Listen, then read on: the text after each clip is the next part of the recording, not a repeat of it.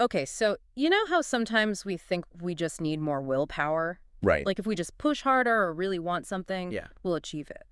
Well, today we're diving into the deeper stuff. Yeah, way deeper. The real forces behind what we do, why we crush some goals and Totally. struggle with others. It's all about what really motivates us, right? Exactly. So if you're with us on this, you're going to love this deep dive. We're going to unpack some really cool research on what makes us tick. Absolutely. Like, why do we do the things we do? That's the big question. It's not always so simple, right? Absolutely not. So we're going to lay out this motivational system for you. Yeah, a framework for thinking about all these different forces at play. It all comes down to what we strive for. Like, what are our goals, right? Exactly. But even more basic than that, Right. like the underlying need to feel like we're achieving things that matter. Okay, so value.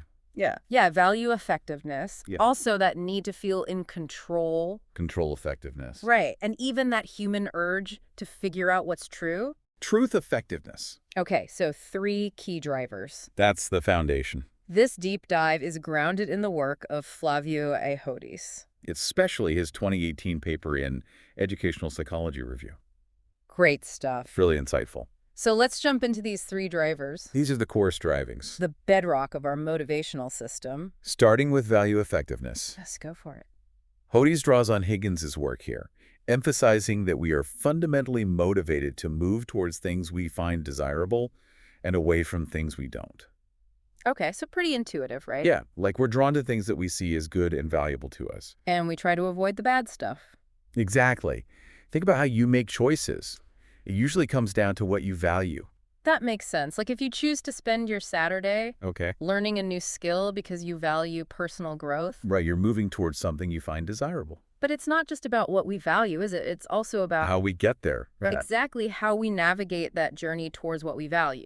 And that's where control effectiveness comes in. Control effectiveness. This is all about our desire to successfully manage our efforts towards our goals and, handle whatever life throws at us. So it's like the feeling of being in the driver's seat. Exactly. Yeah. We want to feel like we have some influence over what happens to it. Makes sense. And I've noticed that some people seem to be more comfortable with a little bit of chaos. Oh, yeah, totally. They're willing to jump in and adapt as they go. They're not afraid to make mistakes, While others are much more cautious. Like they need to have a plan. A detailed plan. Every step mapped out. That's so interesting. It is. And that's what's so cool about this idea of control effectiveness. It actually influences the strategies we prefer. Okay, so Like Molden talks about this. He describes these different approaches as eager versus vigilant. eager versus vigilant. Yeah. The eager folks are all about maximizing potential, Okay. even if there's a risk of messing up along the way. Okay. And the vigilant ones are all about minimizing risk. Got it. Even if it means maybe missing out on some potential gains. That makes a lot of sense. Right. So it's not just about wanting control. It's about how we approach gaining that control. And I guess this plays out in every area of life. Oh, absolutely. From how we approach work projects to how we make decisions in our personal lives. So fascinating. Now, truth effectiveness, Mm-hmm. this one feels a little bit, A little bit different. yeah, like it's not about getting something specific or managing a situation. It's Yeah. about something else, right? Yeah, it is.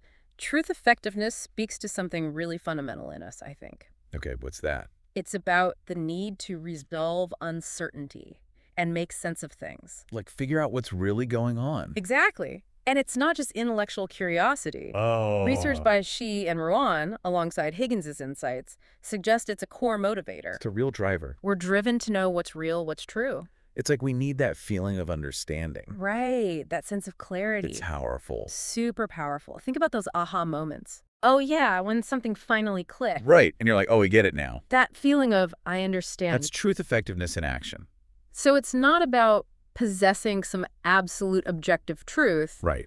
It's about that feeling, that sense of understanding. That feeling that things make sense. That's really interesting. Okay, so we have these 3 drivers. Value effectiveness, control effectiveness, truth effectiveness. How do they all work together? Well, Higgins argues they're constantly interacting and influencing each other. They're not just separate things happening in isolation. Not at all. They're interwoven, shaping how we act, think, and feel. Okay, can you give us an example of that? Imagine you're trying to learn a new language. Okay. You value being able to communicate. Value effectiveness. Right. You might choose a learning method you feel confident in, Control effectiveness. and you're constantly trying to understand the grammar and vocabulary correctly. Choose effectiveness. They're all working together, pushing you towards fluency. So cool. They really are interconnected. Yeah. They really are. It's a dynamic system. All right. So now how does Hodes build on this Yeah. to create this bigger framework? He introduces the concept of motivational orientations. Motivational orientations. You mentioned this earlier. Yeah. They essentially describe how those three core strivings express themselves. So they're like different pathways for value, control, and truth effectiveness to play out. Precisely. And Higgins's work is central to this whole idea. Got it. So there are four key motivational orientations. Hit me with them. What are the four? We've got promotion, prevention, locomotion, and assessment. Wow. Four. Okay, so promotion and prevention, it feels like. Yeah. Those are two sides of the same coin. In a way, they are. They're both linked to value effectiveness, that desire to achieve valued outcomes. Okay, so promotion is It's all about striving for gains, advancements, reaching for your ideals. like reaching for the stars. Exactly. It's about what you hope to achieve. And then prevention is more about, It's about avoiding losses, fulfilling obligations, ensuring safety. so it's more about protecting what you have. Exactly. It's about what you need to avoid. I can see how those two would be in constant tension. Oh, they definitely can be. It's like a balancing act. Okay, and what about locomotion and assessment? Where do they fit in? Locomotion is all about action, the drive to just get moving. Okay, so it's tied to control effectiveness. Exactly. It emphasizes making progress, taking action, being open to change. So these are the people who are always on the go. Yeah, they value speed and efficiency. They like to get things done. Right. And assessment is more about evaluating options, making sure you get it right. So assessment is linked to truth effectiveness. Absolutely. It's about accuracy, careful analysis, considering all the possibilities. Okay, so we have these four orientations. They're like different lenses through which we view our goals and motivations. And they're not fixed, right? Right. As Higgins's research shows, while you might have a natural inclination towards one or two, they can also be influenced by the specific situation. So like I might be in promotion mode when I'm brainstorming. Totally. But then switch to prevention mode when I'm reviewing a contract. To avoid any potential risks. Yeah, exactly. Different contexts can activate different orientations. That's the beauty of it. It's a dynamic system. Makes sense. Wow. Okay, so let's dive deeper into each of these orientations. It's good. Starting with promotion. What are the key characteristics of someone with a strong promotion focus? People with a strong promotion focus, well, they're very attuned to the possibility of positive outcomes. Okay, They're motivated by potential gains, rewards. that's what could be. Yeah, exactly. They see the potential, the possibilities. They're the optimists, You could say that. and they tend to adopt eager strategies. Right, as Molden would say. They're willing to take risks to put themselves out there Even if it means making mistakes along the way. because they believe the potential reward is worth it. They're not afraid to fail. Yeah, failure is just a stepping stone for them. I can see how that could be incredibly powerful. It can be. It allows them to be bold, to innovate. But I imagine there are also potential downsides. Of course. Nothing's perfect, right? Right. So what are some of the challenges? Well, as Scholar and Higgins point out, that constant focus on achieving more Yeah. can sometimes lead to dissatisfaction with the present. Oh, that makes sense. They might find it harder to stay committed to long-term goals. They're always looking for the next big thing. Yeah, or even in relationships. Always on the lookout for that next exciting opportunity. So their strength can also be their weakness. It's a double-edged sword, They might miss out on the simple joys of the present and the deep satisfaction of long-term commitment. because they're so focused on what's next, And they might also ignore negative feedback. because they're so focused on the positive. Yeah, which can obviously have its own set of problems. Okay, so it's about finding that balance. Like with everything. Right. Now let's look at prevention. Okay. What characterizes someone with a strong prevention focus? So prevention is all about responsibility, about avoiding negative outcomes. These individuals are really sensitive to potential losses. They see the risks. Yes, and they're motivated by the need to maintain a secure, satisfactory state. They want to protect what they have. Exactly. They're the careful planners, the ones who think things through, consider all the angles. So they'd rather be safe than sorry, Absolutely. They prefer vigilant strategies. like meticulously following safety guidelines. Exactly. They're motivated by their obligations, their responsibilities. And they're very responsive to negative feedback. They learn from mistakes, both their own and others. Which makes sense, right? Yeah. If your focus is on avoiding negative outcomes, learning from mistakes is essential. Now, what about the downsides of this cautious approach? Well, while vigilance is obviously important, it can also hold you back in some ways. How so? Scholar and Higgins suggest that a strong prevention focus can sometimes lead to settling for good enough. When they're capable of achieving more. Yeah, they might not push themselves to reach their full potential. Because they're so focused on avoiding failure? Right. And they might also become overly committed to situations that are no longer beneficial, Oh, wow. Why would they do that? out of a sense of duty or obligation. Oh, so they stay in a bad situation because they feel like they should. It can be hard for them to let go, even when it might be the better choice. That's a tough one. So it's about finding that balance again, right? Exactly, between being cautious and being open to new possibilities. Okay, let's move on to locomotion. Okay, locomotion. What's the core drive behind this orientation? Locomotion is all about action, about making things happen. They're the doers. Yeah, the movers and shakers. They're driven by the desire to make progress. They're not afraid to jump in and get their hands dirty. Not at all. They're open to change, ready to act quickly. They value speed and efficiency over absolute perfection. They just want to get moving. I know a few people like that. I bet you do. Oh. They're often the ones initiating projects, bringing new ideas to the table. They thrive on that forward momentum. Absolutely. And they tend to be optimistic, enjoy multitasking, and are drawn to activities where they can see rapid progress. They like to see results. They do. Yeah.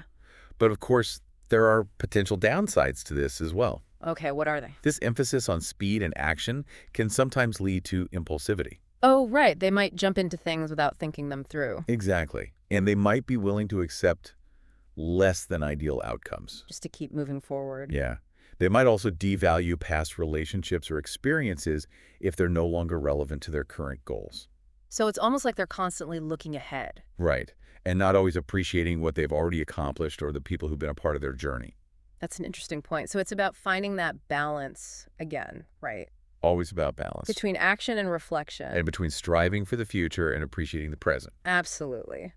Okay, finally, let's talk about assessment. Assessment. What defines this orientation? Assessment is all about accuracy, about determining the best, most correct option. They're the analysts. Yeah, the thinkers. They prioritize thorough evaluation, careful analysis. You want to make sure they're making the right decision. Exactly.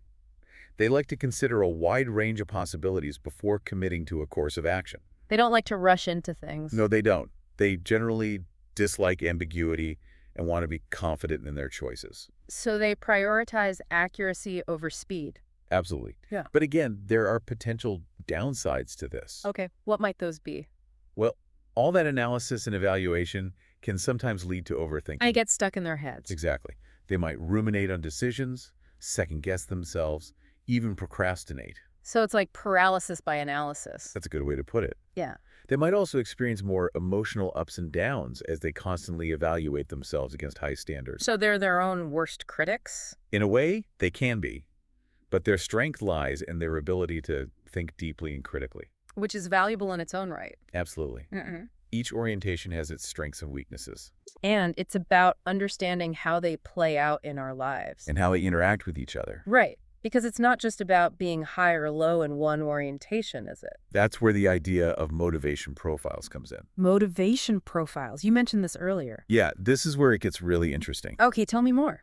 So motivation profiles look at the unique pattern of strengths across all four orientations within an individual. So it's like a snapshot of someone's motivational tendencies. Exactly. And Herring and Hodes were some of the first to really explore this idea. And what can these profiles tell us?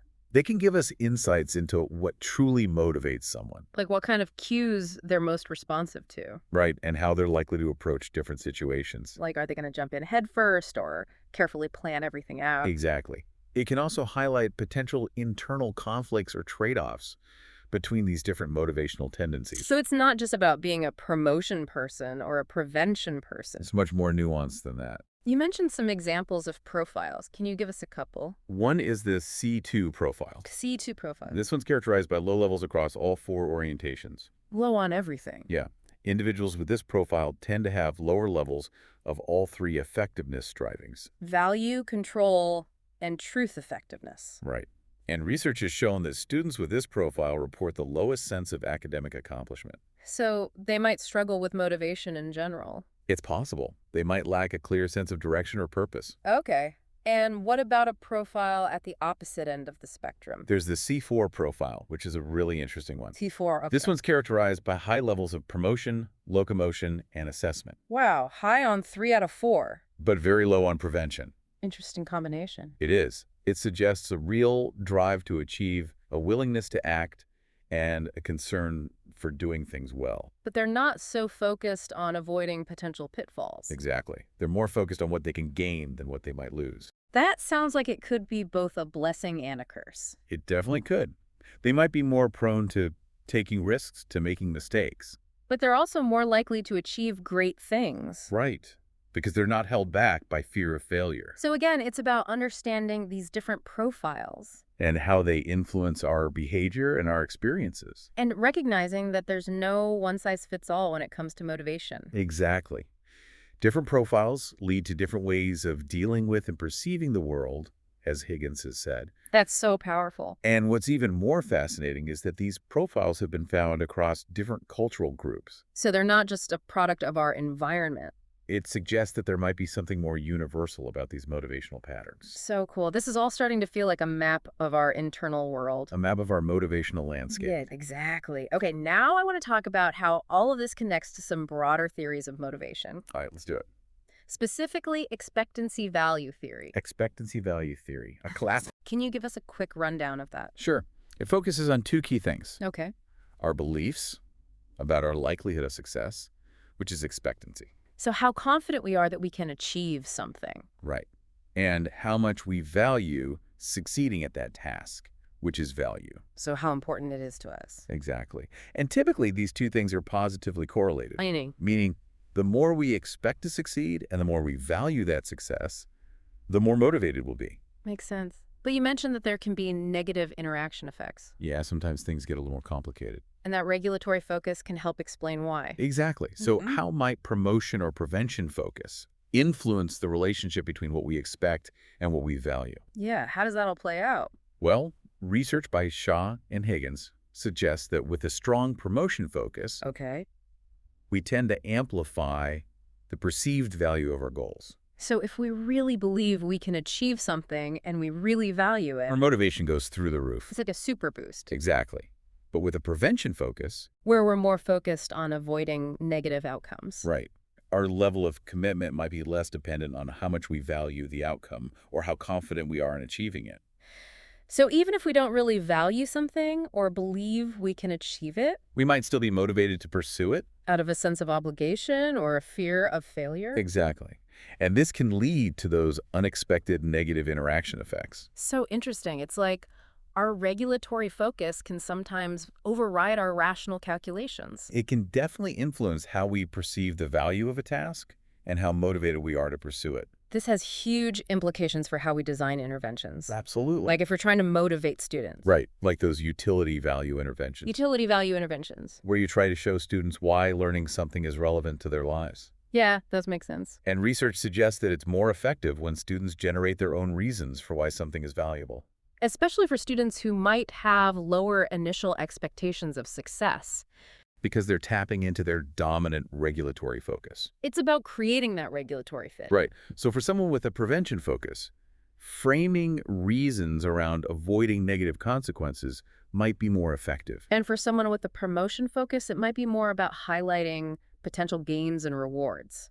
Exactly. Mm. It's about tailoring the message to the individual. So powerful. And what about those motivation profiles we talked about? Yeah. How might they respond to different types of value interventions? Well, Hody suggests that individuals with profiles characterized by weaker assessment and locomotion, Like the C2 and C3 profiles. right, which often show a stronger prevention focus, Okay. might benefit more from interventions that provide opportunities for them to actively reflect on why learning is personally important. So it's not just about telling them why it's important. It's about helping them discover that for themselves, That makes a lot of sense. It's about empowering them to find their own reasons. especially for the C2 profile where there's a risk of disengagement. Boosting those truth and control effectiveness strivings first. through targeted strategies. Yeah, might make the value intervention even more impactful. Wow, so we're talking about a really personalized approach to motivation It's about understanding the individual's unique motivational landscape. and tailoring our strategies accordingly. Exactly. One size does not fit all. Okay, I want to shift gears a little bit and talk about self-determination theory. Okay. SDT. How does this all connect to SDT? SDT emphasizes intrinsic motivation, autonomy, competence, and relatedness. Like feeling connected to others. Exactly. Hmm. And there's research suggesting a link between regulatory focus and the satisfaction of these basic needs. Oh, interesting. Can you tell us more about that? Sure. Vaughan's 2017 research found that recalling promotion-focused experiences led to stronger feelings of autonomy, competence, and relatedness. Compared to prevention-focused experiences. Right. So it seems like striving towards our ideals and aspirations feels more self-directed and empowering. Than focusing on obligations. Exactly. And Hodes proposes that promotion goals might be more fully internalized than prevention goals. So they become a part of who we are. Yeah, integrated into our Oh. sense of self and our values. Which makes sense, right? If we choose something because it aligns with our values, It's more likely to feel like our own goal. not something we're doing because we have to. Exactly. And what about locomotion and assessment? Yeah, where do they fit in? Well, Hodes suggests that locomotion, especially within structured environments, Where people feel supported and competent. right, can facilitate internalization. Because it's about taking action and making progress. And that can feel very empowering. Conversely, strong assessment in unpredictable environments might hinder internalization. Because the constant focus on getting things right might feel like an external pressure. Not an internal drive. And interestingly, a combo of high prevention and high assessment might be linked to interjected motivation. Interjected motivation. Yeah, doing things to avoid guilt or gain approval from others. So it's not truly autonomous. It's more about external validation than internal drive.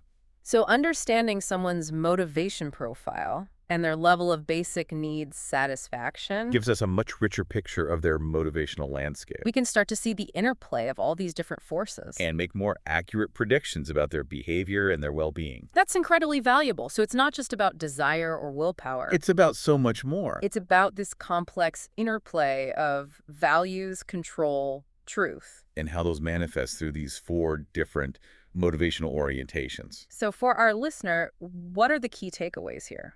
I think the biggest one is to recognize that motivation is multifaceted. It's not just a simple on-off switch. It's this dynamic system with all these different components interacting. And developing an awareness of these different drivers and orientations. It can be incredibly empowering. It can help us understand ourselves better. And the people around us. So as we wrap up, I'd like to leave you with a question. Okay.